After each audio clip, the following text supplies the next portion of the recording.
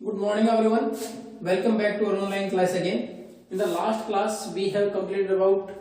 the reason of the 1857 revolt, what are the different reasons and in which places this revolt took the major steps, or in which cities or areas major steps were taken for this revolt, who were the major leaders in that particular revolt. Now how the Britishers fight back, किस प्रकार Britishers ने वापस या फिर company ने जो हमारे पास east India company थी उसने किस प्रकार वापस रिवर्ट बैक, इसका जवाब कैसे दिया उसके बारे में।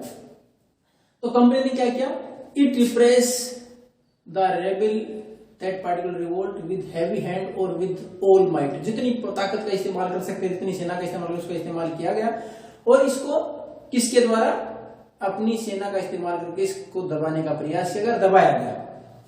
इसमें मदद भी मिली ब्रिटिश गवर्नमेंट की, इस कंपनी को इसकी मदद मिली, खुद की सरकार की मदद मिली, हेल्प फ्रॉम रेनफोर्समेंट। रेनफोर्समेंट होता है कि ताकत प्राप्त करना, वो ताकत प्राप्त कर या मदद कहां से प्राप्त की, इंग्लिश या इन ब्रिटिश गवर्नमेंट से। उसमें कुछ नियम ऐसे बनाए गए जिससे कि किसी भी भारतीय को आसानी से केस चला के और उसको कठोर से कठोर सजा दी जा सकती थी। यानी ब्रिटिश पार्लियामेंट ने कुछ ऐसे नियम बना दिए भारतीयों के लिए, किसी व्यक्ति के ऊपर कोई भी केस चला के उसको सच सजा दी जा सकती थी। अब उसकी मदद मिली। अब उन्होंने क्या किया, then they move towards the storming areas और मेन सेंटर्स। अब उसके बाद अपनी सेना के साथ ये ब्रिटिश कंपनी ने क्या किया कि मूव किया, जहां मेन सेंटर है वो मेरठ था, चाहे दिल्ली था, चाहे बैरकपुर रहा, चाहे लखनऊ था, चाहे कानपुर था, चाहे झांसी थी, जहां जहां मेन रिवॉल्यूशन हुई थी उन जगह पर उन्होंने मूव करना शुरू कर दिया वन बाय वन। और शुरुआत कहां से की, दिल्ली से, क्योंकि दिल्ली महत्वपूर्ण सेंटर बना था। अब दिल्ली के अंदर इन्होंने जो ताकत का इस्तेमाल किया और अपनी सेना की मदद से दिल्ली के अंदर इन्होंने नियंत्रण कर लिया और बहादुर शाह जफर को गिरफ्तार किया गया, उनके ऊपर एक केस चलाया गया और केस के बाद बहादुर शाह जफर को लाइफ इंप्रिजनमेंट क्या होता है, आजीवन कारावास, आजीवन कारावास की सजा सुनाई गई। अब उसमें सजा सुनाने के बाद बहादुर शाह जफर को उनकी पत्नी के साथ, उनकी पत्नी को कहां भेज दिया गया, आज जिस कंट्री को म्यांमार बोलते हैं, पहले बर्मा नाम था, वहां रंगून भेज दिया गया, जहां अक्टूबर में इनको भेजा गया था 1858 में और 1862 में इनकी मौत हो गई। जहां बहादुर शाह जफर को यहां से डिपोर्टेड टू रंगून, वहां भेजा गया, वहां इनकी डेथ हो गई 1862 में। अब उसके बाद दिल्ली, जैसे उन्होंने दिल्ली के ऊपर नियंत्रण किया, फिर उन्होंने मार्च किया लखनऊ की तरफ, लखनऊ के ऊपर उन्होंने नियंत्रण कर लिया मार्च 1858 में, जहां किसने आंदोलन को आगे बढ़ाया था, वाजिद अली शाह के बेटे ने और उनकी वाइफ बेगम हजरत महल ने, उसको भी नियंत्रण कर लिया गया। फिर झांसी की बारी आई जून 1858 में रानी लक्ष्मीबाई बहुत बहादुरी से लड़ी, लेकिन उसके बाद उनको भी मार दिया गया और अल्टीमेटली वहां झांसी के ऊपर नियंत्रण कर लिया गया। फिर बारी आई इस झांसी के बाद आपने रानी अवंतीबाई के बारे में पढ़ा था मध्य प्रदेश में, फिर उनके साथ भी सेम यही हुआ, उन्होंने खुद को ही अपने आप को मार लिया जब she was surrounded by the forces of British सेना को घेर लिया। अब उसके बाद बारी आई तात्या टोपे की, ही फ्लेड टू द जंगल, सो जंगलों में भाग गए उस क्रांति के दौरान, लेकिन अपनी रिवोल्ट जारी रखी गुरिल्ला वारफेयर के जरिए। गुरिल्ला वारफेयर क्या होता है, इन द माउंटेनियस रीजन्स और in the forest regions they direct attack on any enemy and then after again hide in those forest and mountains, की पहाड़ों से या जंगलों से बाहर निकल के हमला करना और वापस उसके अंदर छुप जाना, जहां की जानकारी उनको ज्यादा होती है और दूसरे उसके अंदर आए तो आसानी से उनको भी हराया जा सके। तो इन्होंने तात्या टोपे ने उस टाइम पर तो वहां से भागे और भागने के बाद अपना युद्ध जारी रखा ट्राइबल्स की मदद से, जनजातीय लोगों की मदद से, और लगातार उनके ऊपर गुरिल्ला वारफेयर जारी रखा। लेकिन उसके बाद अप्रैल 1859 में इनको भी गिरफ्तार कर लिया गया और उसके बाद मार दिया गया। अब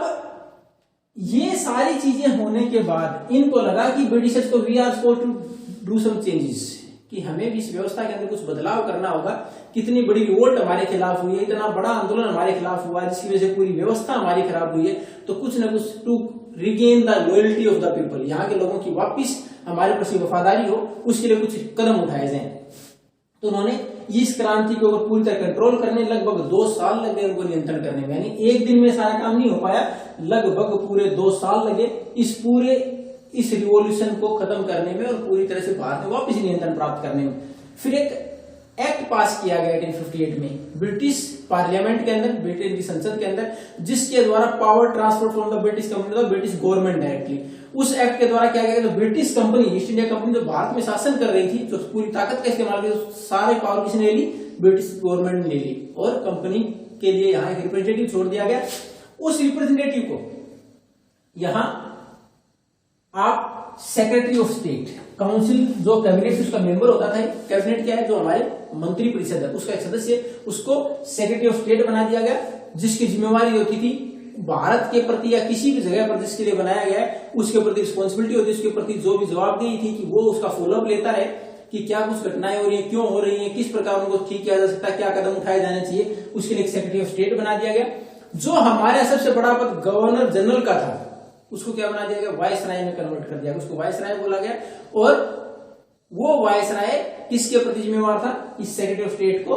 वो सारा वहां का जहां भी वो उसको छोड़ा गया, जैसे भारत की बात कर रहे हैं हम, तो उसकी रिपोर्ट करता रहेगा। अब उसके बाद जो बदलाव किए गए, महत्वपूर्ण बदलाव जो किए गए इस प्रकार की परेशानी के बाद, तो जो बदलाव किए गए वो क्या किया गया, ये हमारे पास उसमें हालांकि सारा एक एश्योरेंस दी गई, हमारे लैंडलॉर्ड थे जो हमारे जमींदार थे, उनको ये एश्योरेंस दी गई कि उनके जो लैंड राइट्स हैं वापस दे दिए जाएंगे। जिन्होंने भी सरकार की मदद की है, whoever helped the Britishers, reward for the, उनको वफादारी का इनाम दिया गया, उनको इनाम क्या दिया गया, उनको लैंड राइट्स वापस बहाल कर दिए गए। और बाकी को बोला गया जिसने भी हमारा सहयोग नहीं किया, लेकिन अगर किसी ब्रिटिश ऑफिसर को नहीं मारा तो उसके खिलाफ कोई कार्रवाई नहीं होगी। हालांकि उसके बावजूद सैकड़ों लोगों को के ऊपर केस चलाया गया, उनको मार दिया गया। अब उसके बाद ब्रिटिश गवर्नमेंट ने जो हमारे पास राजा थे, in many kingdoms some independent kings were there, कुछ स्वतंत्र राज्य जो शासन कर रहे थे उनको भी छूट दे दी कि आप स्वतंत्र होकर शासन कर सकते हैं, लेकिन ultimately the main rule will be of the queen of Britain, Britain की महारानी के नाम शासन चलाओगे आप, लेकिन आपके जो अधिकार हैं उनके अंदर हम इंटरफेयर नहीं करेंगे जब तक कि आप ब्रिटिश शासन को सुप्रीम मानेंगे, यानी ब्रिटिश शासन को सुप्रीम मानेंगे, ब्रिटिश जो क्वीन है वो सुप्रीम रहेगी, उसके अंडर आप काम करेंगे, ब्रिटिश गवर्नमेंट के अंडर ही काम करेंगे, लेकिन आप तब तक स्वतंत्र है जब तक उनके आदेशों को मानते रहेंगे, अपने एरिया में शासन करते हैं, आपको हटाया नहीं जाएगा। उसके बाद फिर जो हमारे पास जो बदलाव किए गए वो उसमें क्या किया गया, सेना, क्योंकि रिवोल्ट कहां हुई थी, सेना ने इस्तेमाल किया था, सेना के अंदर सबसे ज्यादा हुई थी, तो अब ये डिसाइड किया गया कि सेना है उसके अंदर जो सैनिक है बाद में उनकी संख्या कम की जाएगी,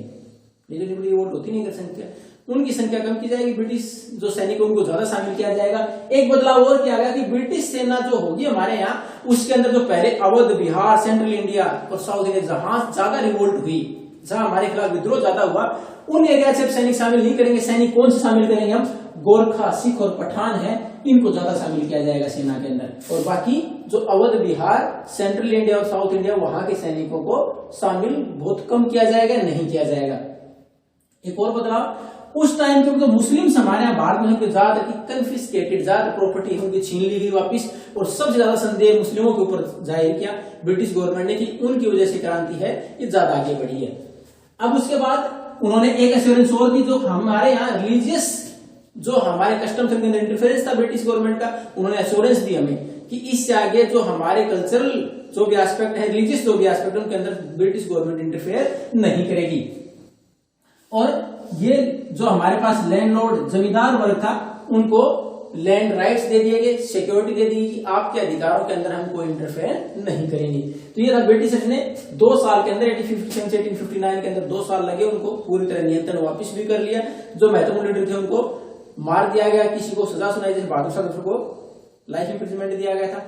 इस प्रकार महत्वपूर्ण लीडरशिप को खत्म कर दिया गया। उसके बाद वापस वफादारी जीतने के लिए लोगों की कुछ अधिकार दिए गए, हमारे लोकल चीफ थे उनको भी, लैंडलॉर्ड और जो हमारे जमींदार वर्ग था उनको भी, उसके साथ साथ जो हमारे धार्मिक समूह थे उनको भी अपने यहाँ वफादारी में लेने के लिए, अपने प्रति वफादार बनाने के लिए, उन रिलीजियस मैटर्स में इंटरफेयर करने के लिए भी एश्योरेंस दी कि हम इंटरफेयर नहीं करेंगे। तो इस प्रकार उन्होंने वापिस व्यवस्था को सही तरीके से चलाने के लिए बहुत सारे बदलाव किए। अब हम आगे बढ़ेंगे some more revolts in the next class. Thank you and nice day.